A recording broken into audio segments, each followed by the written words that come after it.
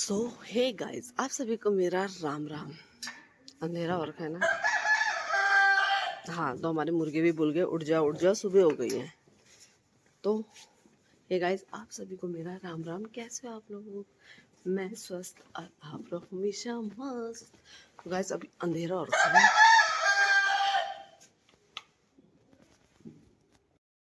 अभी अंधेरा हो रखा है और मैंने अभी यहाँ पे की लाइट जलाई है। तो आज है छठ और हम जा रहे हैं छठ देखने के लिए। ध्रुव का स्कूल है, मैंने उसका टिफ़िन बना दिया है और हम तीनों के तीनों जा रहे हैं, माँ बेटे और मेरी एक फ्रेंड जा रही है। तो चलो चलते हैं, आपको भी दिखाते हैं छठ के नज़ारे और हम भी देखते हैं।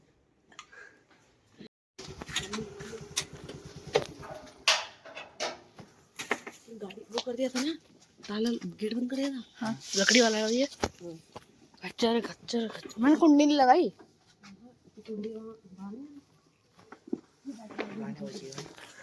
बैठा हुआ है ना।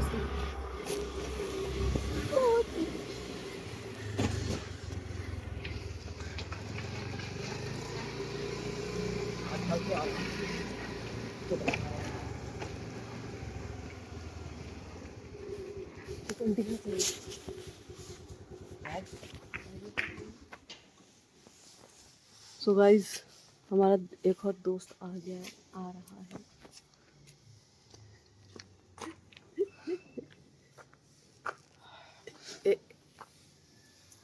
जल्दी कर फिर। तो इसको बिठा अपने साथ गाड़ी में। तुम नहीं ली गए? मनीषा दी थी मेरी पुरानी है। अरे उनकी स्कूल की छुट्टी नहीं है ना, पेटरा वालों की।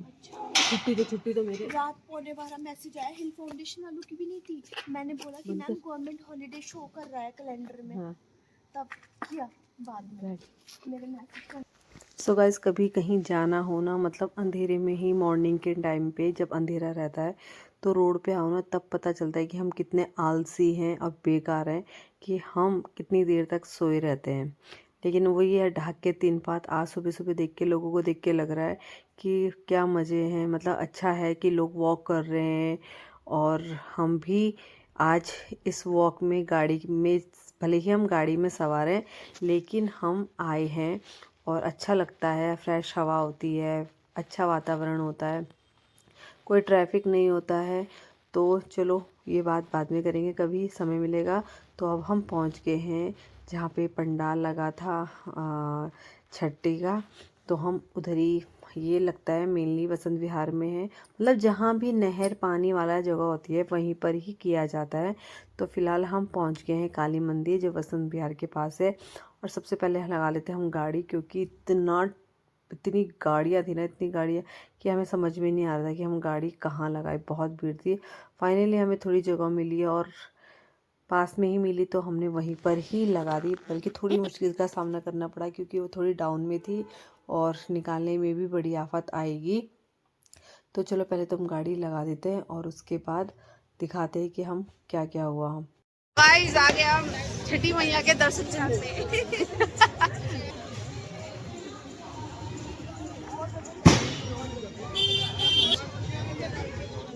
सो गाइस, आजकल तो कुछ भी होना तो सबके पीछे काफ़ी सारी कहानियाँ निकल आती है।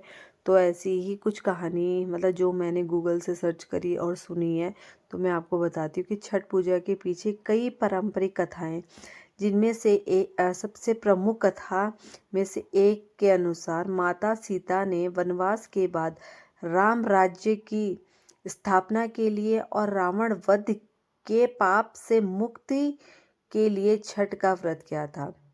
और दूसरी कथा ये मानी जाती है कि पांडवों को राजपाट हुए, जो पांडव थे, तो जो राजपाट जुए में हारने के बाद द्रौपदी ने परिवार की सुख समृद्धि के लिए छठी मैया का व्रत किया था, जिससे उनकी मनोकामना पूर्ण हुई और पांडवों को उनका राजपाट वापस मिला। सूर्य से सूर्य के परम भक्त कर्ण ने भी सूर्य की उपासना और अर्घ्य देने की परंपरा शुरू की थी। सो जो ये महिलाएं हैं ना, वो अंधेरे में से ही, कोई 4 बजे से, कोई 3 बजे से, कोई 5 बजे से जो ये बहता हुआ पानी है वहाँ पे खड़ी हो जाती हैं और अपने हाथ में फल, कोई फल रखता है, कोई नारियल रखता है, कोई मतलब जो उनकी संस्कृति में होगा, जो वो करते होंगे वैसे करके हाथ में अगरबत्ती लेके ठंडे ठंडे पानी में खड़े रहते हैं। जिनकी जैसी मनोकामना हुई होगी, मानते होंगे या पूर्ण भी होगी। तो मैंने जितना सुना ये व्रत बहुत ही टफ होता है। ये 3 दिन तक ये इनका प्रोग्राम चलता है। ये निर्जला व्रत रखते हैं और बहुत ही टफ होता है ये व्रत। और अच्छी बात है, अपनी परंपरा को, अपनी संस्कृति को आगे बढ़ाना भी बहुत बड़ी अच्छी बात है और बहुत गर्व की बात है। तो यहाँ पे सिर्फ महिलाएं नहीं, मतलब जो उनके हस्बैंड लोग भी हैं वो लोग भी का मतलब ज़्यादा तो नहीं, ज़्यादा तो महिलाएं थी लेकिन पुरुष भी इस पे बढ़ चढ़कर उनका जो होगी मनोकामनाएं उसको लेकर अपना व्रत संपूर्ण कर रहे थे। और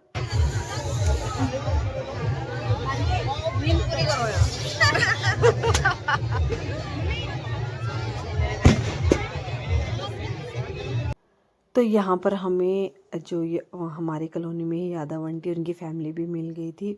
तो आंटी ने हमें बोला कि जो ये महिलाएं बैठी, मतलब जो यहाँ पे पानी में खड़ी हैं ना, ये लोग सुहागन महिलाएं, तो इनके जो मतलब हाथ में फल रखा है ना, अगर हम उसमें अर्घ देंगे, मतलब पानी डालेंगे, जल चढ़ाएंगे और उस जल को अपने माथे पे लगाएंगे तो हमें बहुत ही पुण्य मिलता है। वैसे तो ये बेचारे मतलब ये लोग कर रहे हैं, अपना व्रत को पूर्ण कर रहे हैं और इसमें अगर हम ऐसा कार्य करते तो हमें बहुत बड़ा मतलब अच्छा हमारे लिए होता है और बहुत अच्छे फल मिलते हैं, बहुत पुण्य का काम होता है। भगवान जी बहुत सारा आशीर्वाद देते हैं। तो मेरा ध्रुव तो चले गया था स्कूल, तो मैंने दक्ष को बोला चल बेटा हम लोग भी ऐसे ही करते हैं। हम मतलब होता है ना, कुछ चीज़ हमें जब जाते हैं तो हमें तभी सीखने के लिए मिलती है। तो पिछले साल गए थे तो कुछ और सीखा, इस साल आए तो कुछ और अच्छा सीखा। तो सीखने से कोई छोटा बड़ा नहीं होता है, कोई धर्म जाति कुछ भी बड़ा नहीं होता है, बस सबसे बड़ी होती है इंसान की सोच। अब होता ही है जो हमें बोलेगा ना कि ये ऐसा करने से आपको अच्छा मिलेगा, अच्छा होगा, तो हम बढ़ चढ़कर उस कार्य को करते हैं। हाँ, थोड़ी तकलीफ होगी किसी कार्य में, जैसे इसमें तो खैर हमें भगवान जी कुछ भी तकलीफ नहीं हुई है। लेकिन अगर किसी का मतलब कोई बोलता है ना कि ऐसा करो तो आपके बच्चों के लिए अच्छा होगा, ऐसा करो तो आपके परिवार के लिए अच्छा होगा, तो हर कोई चाहता है कि हमारे लिए अच्छा हो, हमारे परिवार के लिए अच्छा हो। और बोला जाता है कि 5-7 महिलाओं को आप अर्घ देकर, और जैसे वो सूर्य भगवान को पानी चढ़ाती है वैसे वो हम इनको अर्घ देते हैं। अब क्या था, शायद मेरे बोलने में या कुछ समझने में परेशानी भी होगी या आपको समझ में नहीं आया होगा, तो कोई बात नहीं। तो यहाँ पे जो ये आंटी है ये हमारे टीका लगा रही है नाक से लेकर पूरे माथे तक। यहाँ पे मैं दक्ष को बोल रही हूँ कि तू भी लगा ले। और मैंने दोनों कलर के टीके लगाए थे, रेड भी और ऑरेंज भी, और अच्छा लग रहा था। सुहाग के लिए जो करो अच्छा होता है। और वैसे बोला जाता है ना, मतलब सिंदूर तो एक औरत का सबसे बड़ा गहना है और मुझे भी सिंदूर लगाना बहुत बहुत बहुत पसंद है। तो देख सकते हो आप कितना लंबा सिंदूर लगा दिया था और अच्छा लग रहा था, बहुत सुंदर लग रहा था। और यहाँ पे वर्णिका ने भी टीका लगाना शुरू करवाया। तो वर्णिका ने भी पहले टीका लगवा रही थी, तो वो वैसे भी सोच रही कि मैं रेड वाला लगाऊं। तो फिर उसने बोला दीदी चलो, अभी सब लोग अपने अपने व्रत में बिजी हैं, अपने अपने कार्य में बिजी हैं, तो मैं ऑरेंज ही लगा लेती हूँ। तो पहले ऑरेंज लगाए, फिर आगे गए तो एक आंटी ने उसके फिर रेड लगाया। तो हम दोनों की, वर्णिका की भी और मेरी भी, रेड कलर का भी लग गया था और ऑरेंज कलर का भी लग गया था। तो अब जो मांग भरता है ना उसके पैर छूते हैं। तो हमने भी, दोनों ने भी, वर्णिका ने भी मैंने भी पैर छूकर उनका आशीर्वाद लिया। हालांकि हो सकता है वो हमसे छोटी हो, तो पर कोई बात नहीं, छोटा बड़ा कुछ नहीं होता है। जो हमारे लिए अच्छा करे वही बड़ा है, उम्र मैटर नहीं करती है। तो पहले मैंने रेड सिंदूर लगा दिया था और अब मैं लगा रही थी ऑरेंज वाला। तो अच्छा लग रहा था, अच्छा लगता है। और जब मैं घर भी आ रही थी ना तो फिर काफ़ी लोग जैसे रास्ते में मिले तो वो उनको भी काफ़ी अच्छा लग रहा था, और जिससे बात हुई उन्होंने भी बोला कि बहुत सुंदर लग रहा है टीका तुम्हारा, सिंदूर। तो अच्छी बात है, भगवान हमारा भी और जो हमें मतलब जो भी इस संसार में सुहागन बनती है ना, तो भगवान उनका सुहाग हमेशा अच्छे से बनाए रखे, उनका साथ बनाए रखे। तो यहाँ पर बच्चों को देखो, बड़े ही मज़े से, मतलब उनको देख के तो हमें ही ठंडा लग रहा था, बाप रे। पहले तो उनको देख के ठंडा लग रहा है जो बेचारे खड़े हैं, और फिर और जो बच्चे नहा रहे हैं उनको, हमें उनको देख के ठंडा लग रहा था। तो अब सूर्योदय होने वाला ही था, आप देख सकते हो, अब उजाला हो गया, कोहरा भी, अब जैसे अब ठंड पड़ी है ना, तो कोहरा भी हो रहा है। तो मतलब सूर्य भगवान निकल निकल भी रहे थे, और लेकिन पेड़ पौधे थे कि उतने अच्छे से क्लियर नहीं दिख पा रहा था। तो इसके बाद ये सूर्य भगवान को अर्घ देंगे, और उस जैसे देख सकते हो आप, अब काफ़ी लोग, मतलब तैयारी हलचल हो चुकी है कि जिसको सूर्य भगवान दिख रहे हैं, ऐसा नहीं होता कि प्रॉपर पूरा आ जाए। मतलब हमने तो यही देखा ना यहाँ पे कि थोड़े बहुत सूर्य भगवान जी ऊपर आए थे तो रेड ही थे, तो लोगों ने अपनी पूजा पाठ करना, नहाना धोना शुरू कर दिया था। जो औरतें थे वो वहीं पर नहा के फिर अपना अच्छे से चेंज चेंज करके फिर उसके बाद वो कर रहे थे। तो हम भी, पता है कितनी देर तक तो हम प्रसाद के लिए भटकते रहे, क्योंकि किसी ने हमें प्रसाद ही नहीं दिया। तो हम भटकते रहे ऊपर नीचे ऊपर नीचे, क्योंकि इसमें बोलता है एक प्रसाद बनता है, उसे बोलते हैं ठट ठट छिट, क्या बोलते हैं, पता नहीं क्या बोलते हैं, मैं भूल गई, सॉरी उसका नाम। तो उसको बोला जाता है ठेकुआ। तो जो हम पिछली बार खाया था ना, तो बहुत ही टेस्टी प्रसाद था। कोई फल दे रहा था, किसी ने फल दिए थे, किसी ने ठेकुआ दिया था, किसी ने एक दूसरा भी दिया था, जैसे हमारे उसमें बनते हैं ना रोटने टाइप के। तो वैसे में शेप वो वैसी थी, थोड़ी लंबे में थी, पर जैसे वो ये वाला था, ये सॉफ्ट था, और हमारे जो रोटने होते हैं वो हार्ड होते हैं, मतलब कुरकुरे टाइप के होते हैं। तो प्रसाद पिछली बार जो खाया था बहुत टेस्टी था, इस बार भी लिया तो प्रसाद होता है, लेकिन थोड़ा ही बोलते हैं स्वाद, तो अच्छा स्वाद आ रहा था। तो सब अपनी पैकिंग करने लग गए थे और चाय पी रहे थे। और सबसे अच्छा मुझे ये लगा कि यहाँ पे सुबह सुबह लोगों ने स्टॉल लगा रहे थे निःशुल्क चाय के लिए। तो और अच्छी भी, मतलब प्रसाद तो जैसा भी हो, ये है वो जो मैं बोल रही थी, प्रसाद ये भैया हमें दे रहे हैं ना, मुझे तो नहीं दे रहे, किसी और को दे रहे हैं। तो ये वाला प्रसाद बना रखा था वहाँ पे।